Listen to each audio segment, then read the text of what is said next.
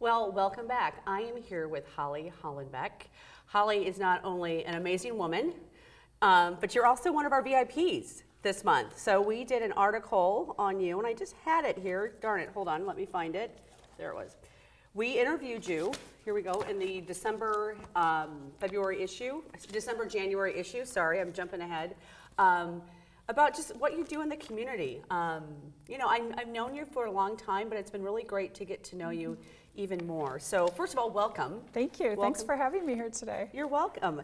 And you know, I know you're really involved in Suburban Rotary and a couple of other organizations. And the first question is, how did the concept of service above self inspire you to join Suburban Rotary? Because you're super involved in Rotary. Well, thank you.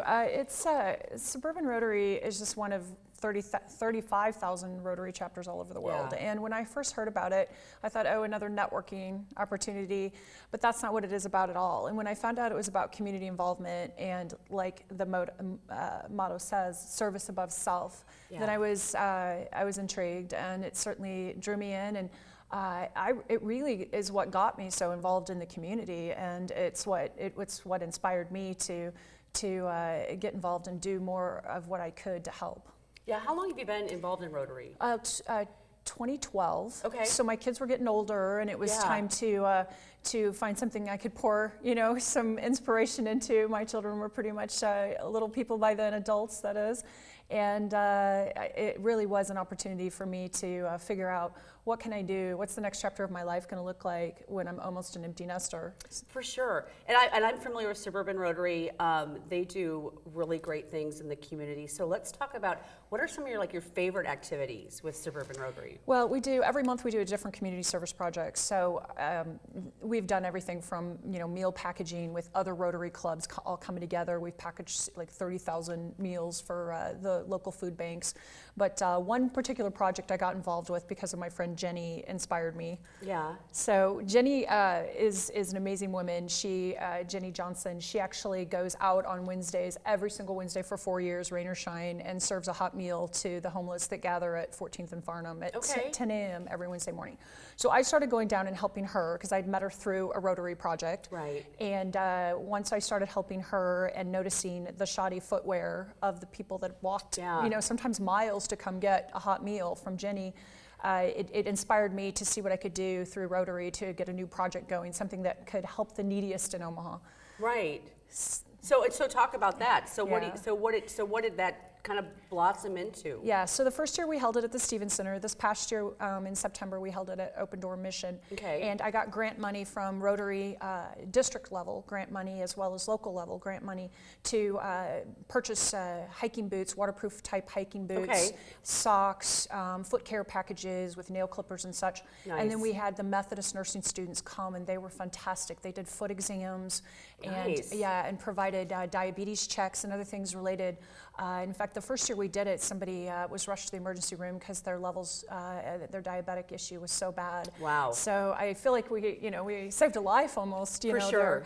And just providing those shoes and that kind of care, it was almost biblical in the washing of the feet and helping them get proper footwear and protection to get through the cold winters here in Nebraska. So how many do you feel like you've served? Well, each year we've done about 150 pairs of shoes. Okay. So we just kept going until we ran out, basically, and we're hoping next year to expand it even more. It's still to this day at Jenny's food meal on Wednesdays, I see people in line and they show me they have their boots on, and some of them have moved on, I'm sure, and maybe it gave them a little bit of hope every time they tie their shoelaces to feel like somebody cares about them, whatever their woes may be and however they got into the predicament that they're in, where they need a hot meal and a pair of shoes. Just knowing that you've provided them some hope, and hope is really for me what inspires me. People get jaded and numb, and without hope in your life, what do you have? Absolutely.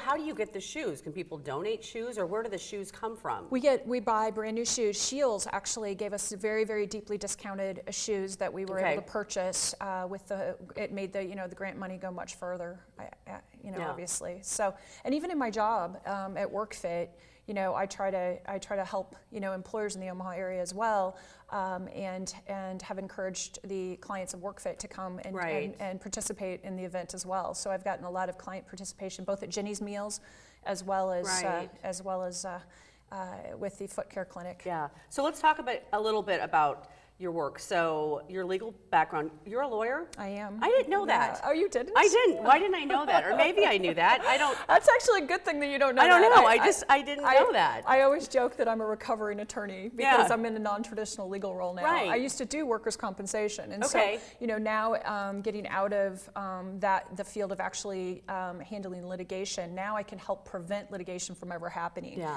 I work for a group of amazing occupational medicine doctors, and they help prevent injuries in the workplace, and then when they do happen, they provide excellent care to treat those injuries in the best way possible to get the workers back to work quickly, but most importantly safely and well cared for. And so my work with the employers to help them handle their workers' comp in an effective way so it doesn't turn into litigation is a much more productive role for me. Gosh. It makes me feel much better to know that I've prevented a case from turning adversarial. Absolutely. Whereas before I used to be cleaning up messes after they already happened. So it's a much better place for me to be as an attorney now.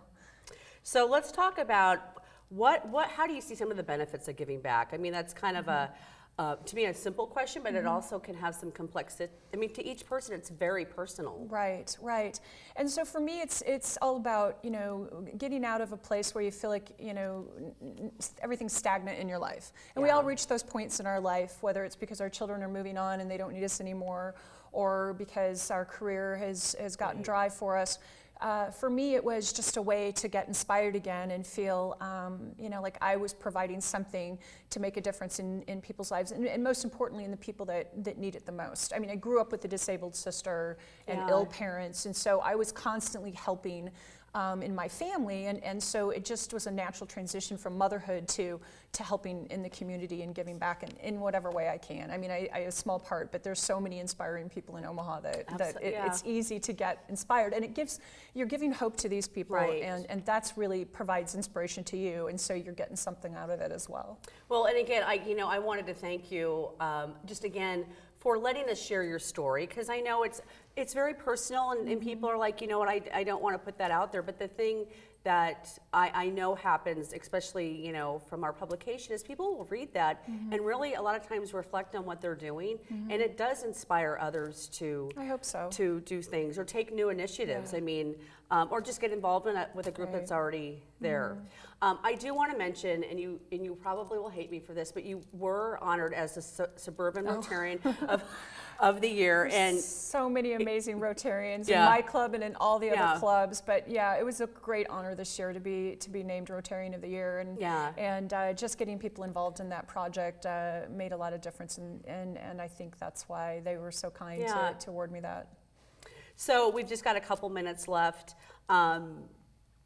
Just any words for people wanting to get involved, and how to kind of take those start first steps? somewhere small. I mean, you can it's something as little as, like, I started showing up at Jenny's Wednesday meals and helping, or showing up at a shelter and asking, what can I do? Even if it's just once a month, you'd be amazed at how much, that not only that you're able to do in a short period of time, but how meaningful it is to these people, and it provides hope, in our community. And anytime you're providing hope, it's going to come back to you 100-fold in the way of feeling good about yourself and feeling like you're making a difference in other people's lives, and that's a huge gift. It is. It absolutely is. So thank you again for coming on the show, Holly. My pleasure. You can read all about Holly and just what she's involved in, and hopefully get inspired by looking at how you're involved as well in the current issue of Metro Magazine. So thank you, and Thanks, I Sandy. look forward to seeing you again soon. Thanks for having me. You're welcome, and we will be right back.